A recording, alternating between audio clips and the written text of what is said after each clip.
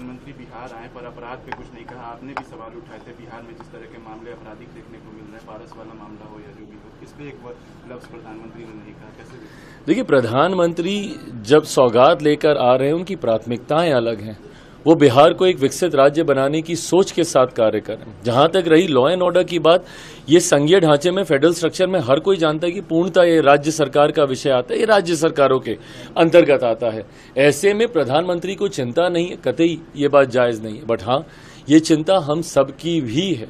जिस तरीके से हाल फिलहाल के दिनों में आपराधिक घटनाएं बढ़ी हैं, जिस तरीके से एक के बाद एक ऐसी घटनाएं सामने आ रही हैं जिसका बारे में शायद किसी ने कभी सोचा भी नहीं होगा।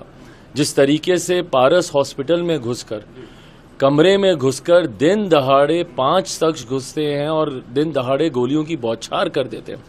ऐसा नहीं है कि बिहार में ये घटनाएं पहले नहीं हुई हैं।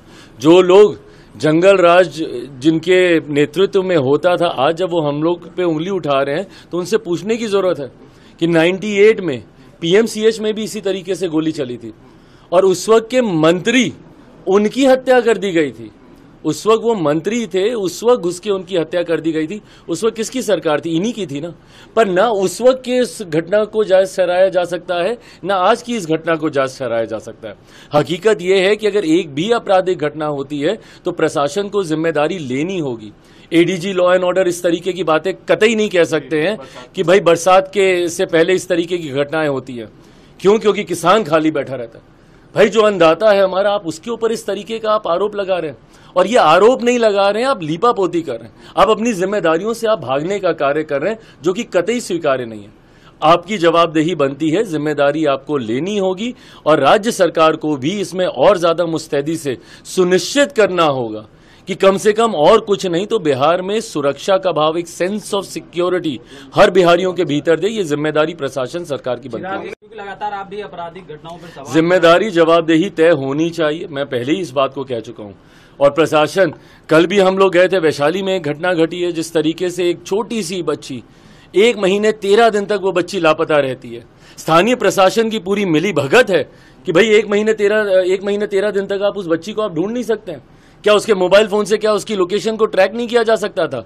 अगर ये लोग चाहते तो क्या ये लोग नहीं कर सकते थे? गाज गिरी है छोटे अधिकारियों पर, थाना लेवल के अधिकारियों को वहां पे बर्खास्त किया जा रहा है, जबकि हकीकत यह है कि जितने बड़े अधिकारी हैं वो भी इसमें लिप्त थे। तो ऐसे में जब तक जिम्मेदारी तय नहीं हो, आपका मनपसंद चैनल न्यूज यूएनआई अब आ रहा है जियो टीवी पर भी।